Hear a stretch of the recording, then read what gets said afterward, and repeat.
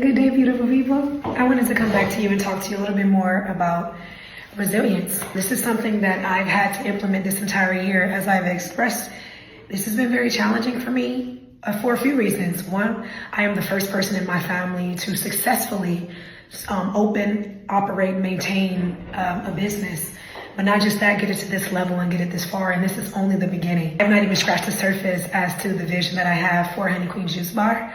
And it's all about first opening the storefront, the brick and mortar. As you know, we rescheduled our grand opening for early next year, and for a lot of reasons. Firstly, let's talk about it. Our lease.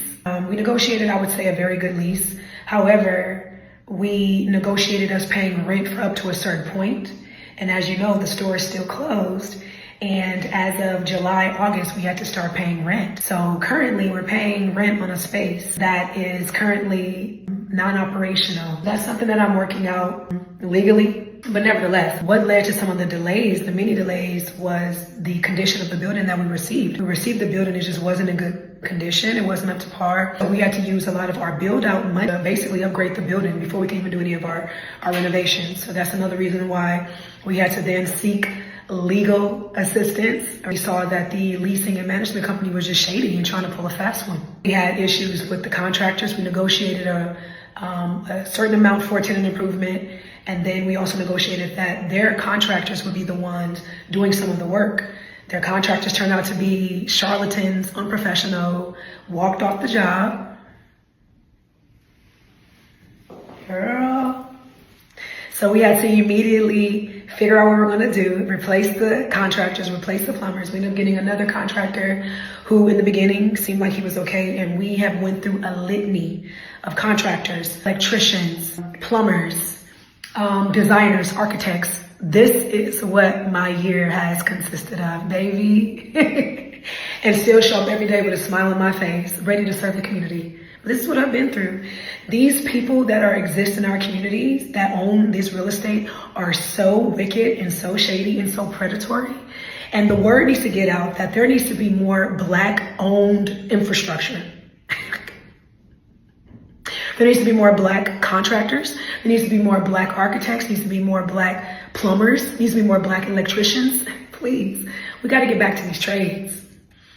Because if we are talking about really building, I could have used a plumber. I could have used a contractor. I could have somebody I could trust, someone who comes highly recommended. I couldn't find any. Now I know now in the comments it's going to be flooded. Well, I know somebody. I know a plumber. I know. We always know somebody later, right? But I'm talking about somebody who is like 80 dude is known for plumber or Roto-Rooter, like a very prominent. We have to get back to that because when it comes to commercial real estate, these are some of the partners that you're going to need to kind of bring property up to par. Some of the things that I've learned is make sure that you negotiate a very tight lease. And like I said, I think I did a good job with my lease, but I could have done better. When I first was scouting for a designer, I remember speaking with a guy and he told me, he said, girl, with what you're doing, it's going to take about a year. And I was like, no, I thought he was a hater. Come to find out, as you can see, a year later, here we are. So that was just a little brief synopsis of some of the things I've been going through. But when I tell you that this has been very tear-filled, very painful, but also the most beautiful things that I've ever done because I know that I'm building something that is going to last. I know that the community is going to support me. You notice that I don't have a team. I have a few people who help me, a few volunteers here and there, but I don't have a physical actual team. And my goal is to build that when we open the juice bar in January. However, my community is my team. Remember when I opened my first location, I asked everybody or people who support me, because there were some haters, to donate $3, just $3 to help get Honey Queen to the next level. And I think I raised $5,000. So I know the community has my back. The community has always supported me, and that's why I do what I do. And when I tell you, baby, I'm taking us to the finish line, I have some amazing things planned, and that when we open next year, oh my God, y'all gonna be so proud of me. So I just wanted to come and just give you a background. So everybody's been asking, what's going on with the store? What's going on with the store? The store is fine, but I learned some very valuable lessons about how to do business on the real estate side, on the commercial real estate side, how they don't respect women. They don't respect women. If there's not a man present to co-sign whatever it is you say or do, these men feel like they can just, because most of these industries, unfortunately, are dominated by men. So as a woman, business owner, oh, I'm a joke. No other jokes on them, because we're opening. We're opening very soon.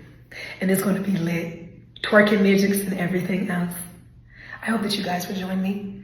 But before we even do that, I hope that you guys will vote for us. Donate what you can. Every donation acts as a vote, and that vote will push us higher to the finish line.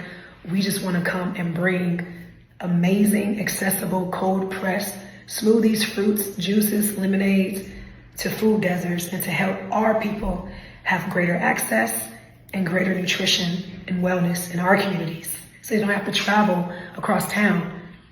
Thank you.